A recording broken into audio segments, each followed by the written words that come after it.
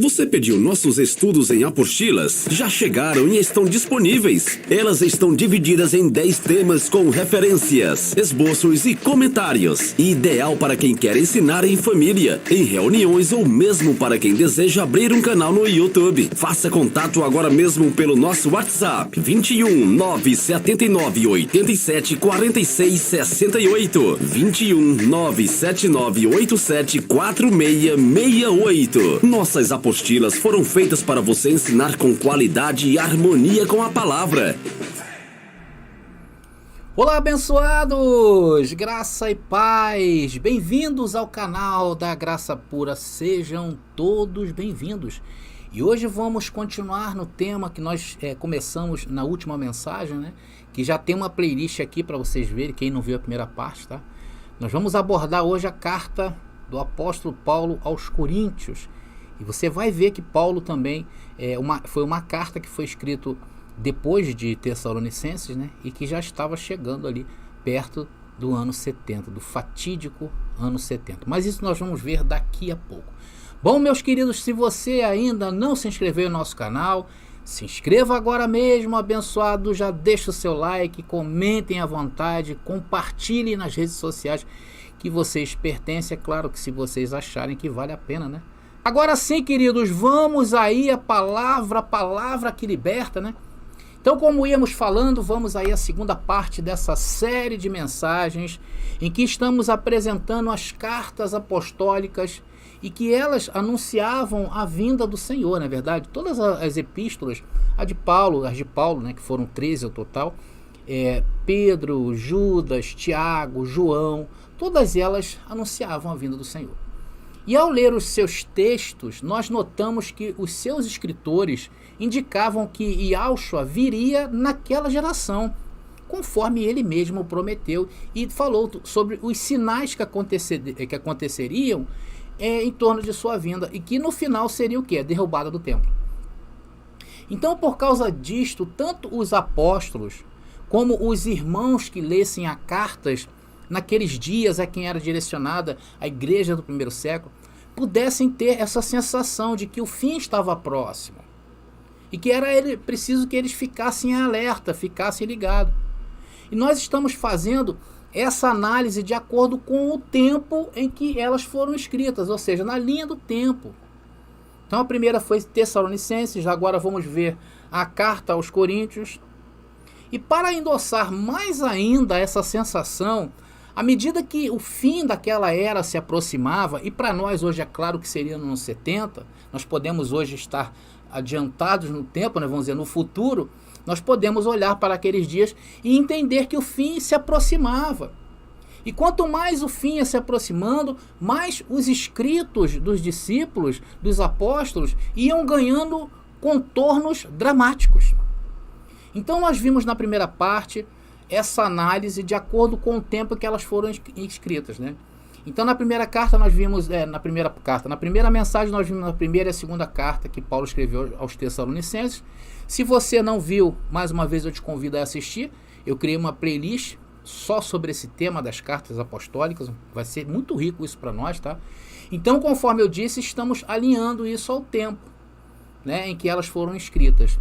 Tessalonicenses foi escrito ali por volta do ano de 52 e 53, e hoje vamos analisar a carta de Paulo aos Coríntios, um pouquinho mais na frente no tempo, e vamos ver Paulo afirmando com mais intensidade que o fim estava próximo. É por isso que eu falo, meu querido, vem pra graça que eu te explico. Agora é a hora da palavra. Então, abençoados, essa carta de Coríntios, ela foi escrita mais precisamente ali depois de 4 anos que Paulo escrevera a carta aos Tessalonicenses, né? Mais ou menos ali por volta do ano 57 depois de Cristo. Então, Paulo, nesta carta aos Coríntios, ele agradece a Deus por ele encontrar estes irmãos em Coríntios em constante expectativa da vinda do Senhor. Vamos ver essa expectativa que Paulo diz, né, que aqueles irmãos estavam, né? Primeira carta de Paulo aos Coríntios, capítulo 1, versículo 6 e 7, diz o texto: a mensagem a respeito de Cristo, de fato, se firmou em vocês. Porque era para eles, né? uma vez que nenhum dom espiritual lhes falta, enquanto esperam ansiosamente pela volta de nosso Senhor Jesus Cristo. Então, abençoado, você vê que Paulo ele faz ali um elogio, né? Porque eles estavam ansiosos, né? E essa ansiedade fazia com que eles ligassem um alerta a todos os acontecimentos que eles ouviam, né? Segundo instruções do próprio apóstolo Paulo. Agora, abençoado, se eu te fizer uma pergunta, o que você me responderia? Preste atenção. Quantas vezes você ouviu mensagens da vinda de Jesus no sistema religioso? Quantas vezes, abençoados? Se eu fizer essa pergunta agora e você pudesse me responder 1, 2, 10, 100. Irmãos, a grande maioria de nós viemos do sistema religioso, não é verdade? Eu, pelo menos, passei uns 25 anos da minha vida perdido lá dentro. E, sinceramente, eu posso contar nos dedos as mensagens que falavam sobre a vinda de Cristo.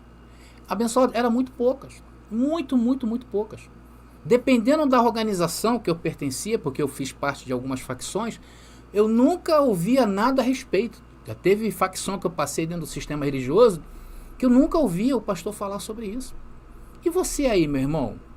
Bom, eu creio que você não deve estar muito longe disso também que eu passei.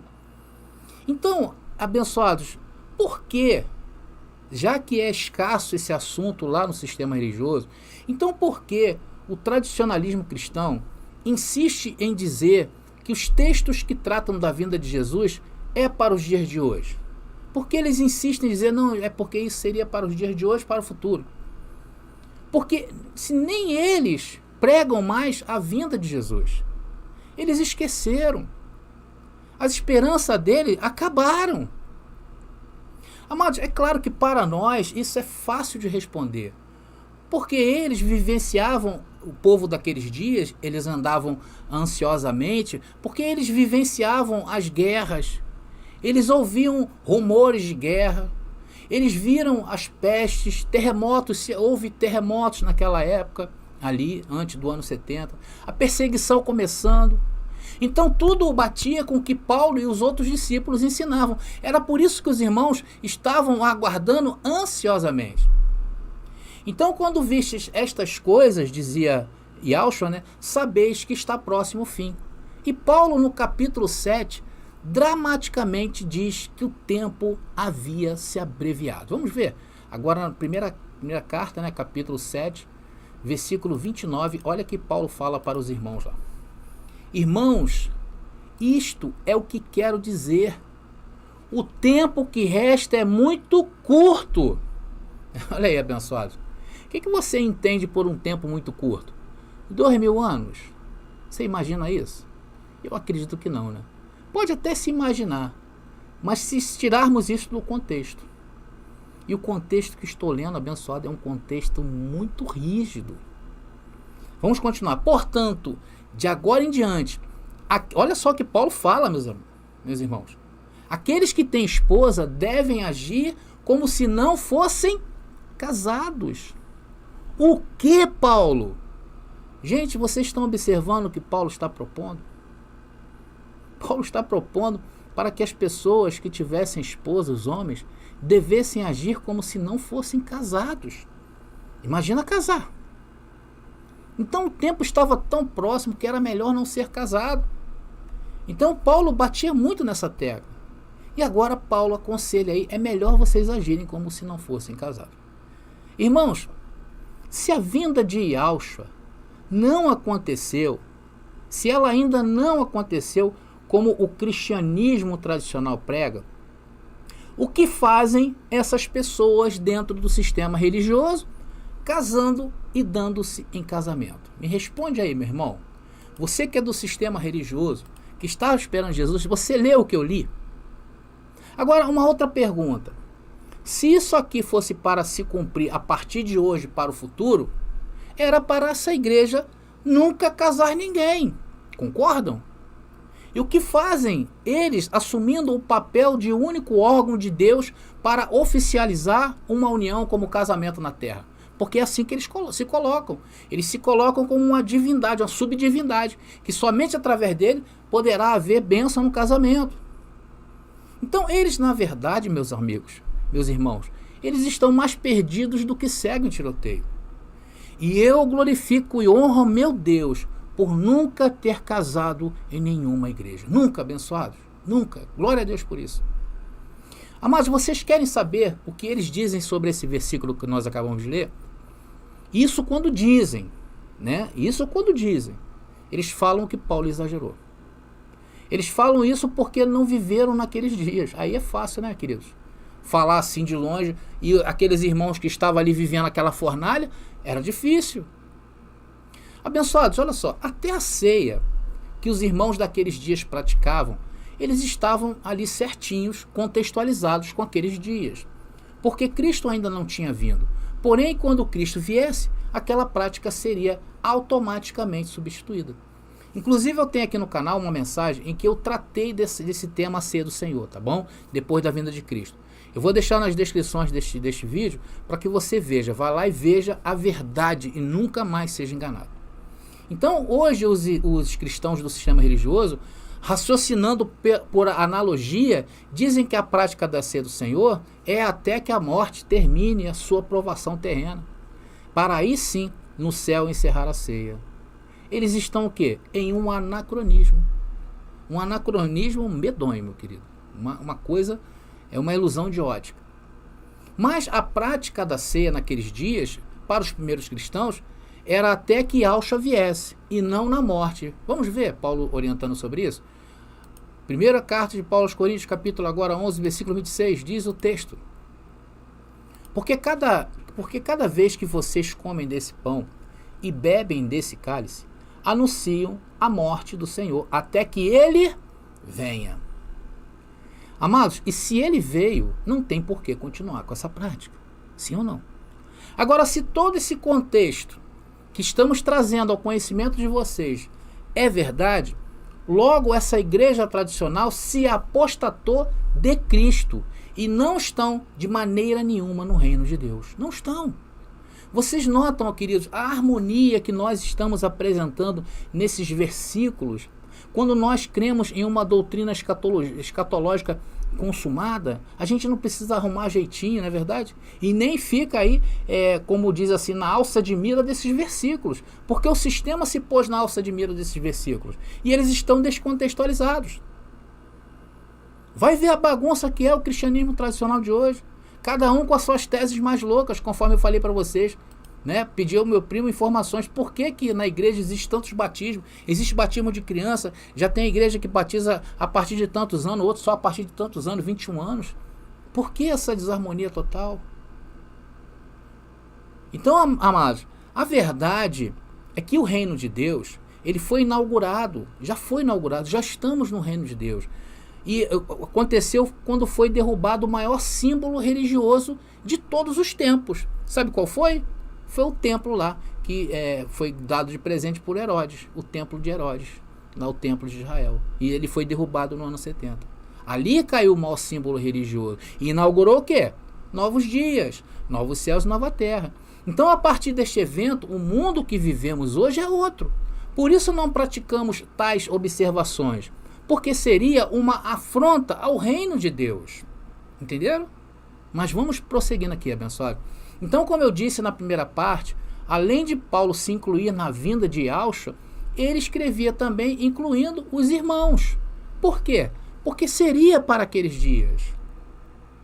Irmãos, sinceramente, vocês acham que Paulo, inspirado pelo Espírito Santo, não iria ser tocado pelo próprio Espírito para que hoje nós pudéssemos entender que isso aí ainda está de pé nos dias atuais? Não é verdade? O próprio Espírito Santo não ia guiar o apóstolo Paulo para que hoje nós recebêssemos essas cartas e entendêssemos elas em harmonia. Só que nós, se formos entender de acordo aí, estamos em desarmonia. Por que Paulo falou que era para omitir o casamento? Por que Paulo incluía os irmãos ali? Está entendendo, meus queridos?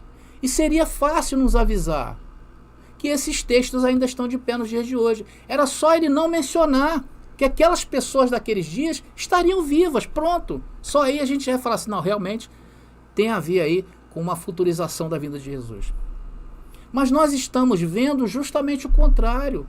Olha, Yahshua incluía as pessoas que os acompanhava na sua vinda, dizendo que eles estariam vivos. Jesus incluiu João, incluiu os soldados que o crucificaram. Ele incluiu aqueles varões galileus que viram, o Senhor subir quando estava ainda vivo. Ele incluiu João. Ele incluiu Paulo, incluiu Timóteo. João incluiu as pessoas que estavam dentro do templo. Se lembra daquela visão de Apocalipse? Se não me engano, acho que Apocalipse capítulo 5, se não for, os abençoados me corrijam. E todas essas pessoas, realmente que Jesus falou, que os discípulos falaram, passaram do ano 70 para o ano 71, quando o templo veio abaixo, e ficaram vivas. Por isso que Paulo fazia questão de incluir aquelas pessoas na vinda de Jesus. Vamos ver mais uma palavra de Paulo, onde ele inclui aquelas pessoas daquele século na vinda de Jesus? Vamos lá. Agora em primeira carta de Paulo aos Coríntios, capítulo 15, versículo 51. Essa daqui é tremendo. Está ali. Mas eu lhes revelarei um segredo maravilhoso. Nem todos dormiremos. Meus queridos, vocês sabem que Paulo está falando de morte aí, não é verdade? Então aqui o sentido é de morte. Nem todos morreremos, mas todos seremos transformados. Ou seja, ele está falando que alguns ali seriam transformados vivos. Se Cristo ainda virá, algumas dessas pessoas da comunidade de Coríntios têm que estar vivas hoje. Ou então, Paulo trapaceou. Paulo enganou os irmãos daquele século, ao ponto deles ficarem o quê? Eles ficarem ligados em alerta, não é verdade? Estavam ansiosos, como se nada tivesse acontecendo. Se eles estavam ansiosos, era porque algo estava acontecendo. E não era palavra, era coisas que aconteciam no mundo ao redor. Sim ou não? Ou eu estou inventando aqui algo? Ou eu estou lendo a Bíblia? Estou passando para você a palavra. Essa é a simplicidade da palavra. Mas só alcançam aqueles que têm a mente de Cristo ativada. Aqueles que não buscam ao Senhor. Porque sabem que o Senhor não pode ser buscado. Quem tem a mente de Cristo ativada não busca ao Senhor, porque sabe que Ele nos buscou primeiro. Agora, quem anda neste cristianismo tradicional e perverso está perdido. Essa é a realidade. Vive uma catástrofe bíblica e se põe em condenação. Essa é a grande verdade que vive hoje os que perambulam pelo sistema religioso. Então Paulo, ao encerrar ali a primeira carta aos Coríntios, ele usa uma palavrinha em aramaico que é maranata. E isso significa muita coisa, tá? Vamos ver? 1 Coríntios capítulo agora 16, versículo 22. E diz o texto: se alguém não ama, se alguém o quê? Não ama ao Senhor Jesus Cristo, seja anátema. Maranata. Qual o significado da palavra maranata? Ela quer dizer o quê? O nosso Senhor está vindo. Amados, o uso desta palavra, atenção no que eu vou falar, o uso dessa palavra implica em uma única coisa, que estava muito próximo à vinda de Jesus. E não dá nenhuma margem, depois de Paulo aplicar essa palavra, que isso duraria 2000 anos, por exemplo, como prega o sistema religioso. A sua tradução em aramaico, ela quer dizer o quê?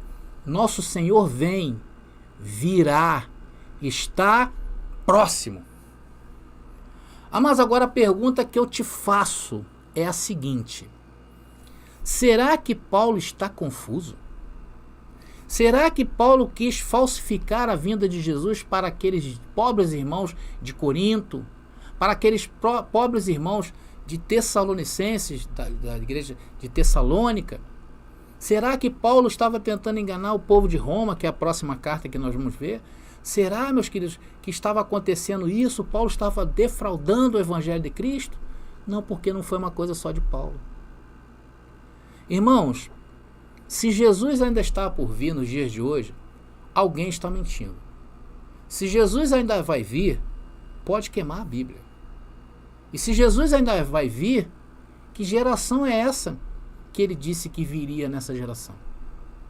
Porque todas as profecias do Antigo Testamento atestavam para aqueles dias. Ou elas estão erradas também? a grande pergunta que eu te faço: vocês conseguem imaginar a catástrofe que seria se Jesus ainda está por vir?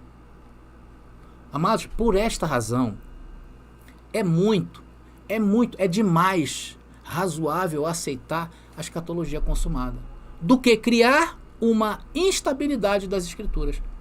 Mas é isto mesmo que o sistema religioso criou. Ele desestabilizou. Por isso que hoje os pastores, os padres, eles têm mais voz do que a palavra. Por quê? Eles causaram instabilidade na palavra. Irmãos, eu sei de uma coisa. Voltando ainda a falar aqui da ceia que está nesse contexto, é a ceia do Senhor. Porque ela é um assunto chave para se estabelecer a vinda de Auschwitz. Aqueles que ficariam vivos, como Paulo disse, que muitos não morreriam até que se cumprisse a vinda, estes foram os únicos capazes de cumprir literalmente as palavras do apóstolo: anunciais a morte do Senhor até que ele venha. E ele veio, e se cumpriu isso. Essa é a grande verdade. Sem pôr, sem tirar. Não precisamos defraudar a palavra. Aqui somos contextuais e com a inspiração de quem tenha os olhos espirituais iluminados e a mente de Cristo ativada. Então, abençoados, estamos encerrando mais uma parte dessa mensagem, em que estamos analisando as cartas dos apóstolos e estamos encontrando bastante base para se cravar que é impossível Jesus não ter vindo naqueles dias. Vimos agora a carta de Paulo aos Coríntios, e logo uma das primeiras frases que ele diz na sua carta era que aquele povo esperavam ansiosamente a vinda de Jesus. Isto porque essa era a expectativa que todos os apóstolos passavam aos seus ouvintes, linkando com os acontecimentos que estava apontando naqueles dias. Em contrapartida, ao lugar para estes lugares que chamam de igreja, a olhar para esses lugares que chamam de igreja, e que ainda esperam a vinda de Auschwitz para esses dias mais distantes dessa vinda anacrônica e falsa. Hoje, a única preocupação de quem frequenta o sistema é se posicionar politicamente, enquanto seus líderes lhes roubam o dinheiro, sua vida e sua família. Falamos também nesta mensagem que o tempo da vinda era tão curto, que Paulo disse aos casados para omitirem que eram casados. Tamanho seria a perseguição. E vocês sabem que numa guerra as mulheres são as primeiras a sofrerem. E Paulo seria um sádico se ele estivesse mentindo ali para aqueles irmãos. E que hoje, essa igreja que ainda espera a segunda vinda de Jesus, estão casando e desobedecendo uma ordem apostólica, porque eles creem que Jesus ainda vai vir. Vimos também que a ceia do Senhor era para ser praticada até a vinda a ser consumada. E que se isso tudo que Paulo falou é uma grande mentira, e se o sistema religioso continua consumindo a ceia do Senhor, é porque chamaram vários personagens bíblicos de mentirosos, inclusive Jesus.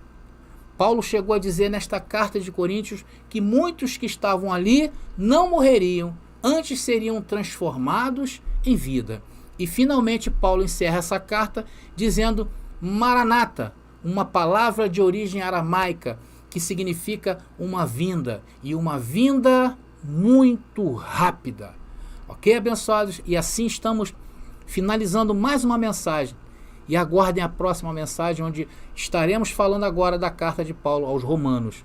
Uma carta bem mais próxima ali da destruição do templo do ano 70, que houve naqueles dias. E isso nós dizemos que é a parousia, a vinda do Senhor nas nuvens com poder e grande glória.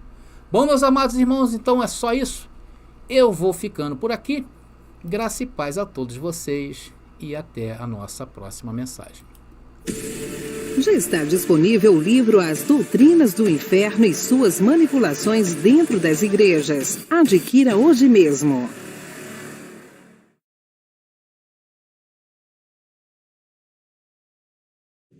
Você pediu nossos estudos em apostilas? Já chegaram e estão disponíveis. Elas estão divididas em 10 temas com referências, esboços e comentários. Ideal para quem quer ensinar em família, em reuniões ou mesmo para quem deseja abrir um canal no YouTube. Faça contato agora mesmo pelo nosso WhatsApp 21 979 87 46 68 21 979 87 4668. Nossas apostilas foram feitas para você ensinar com qualidade e harmonia com a palavra.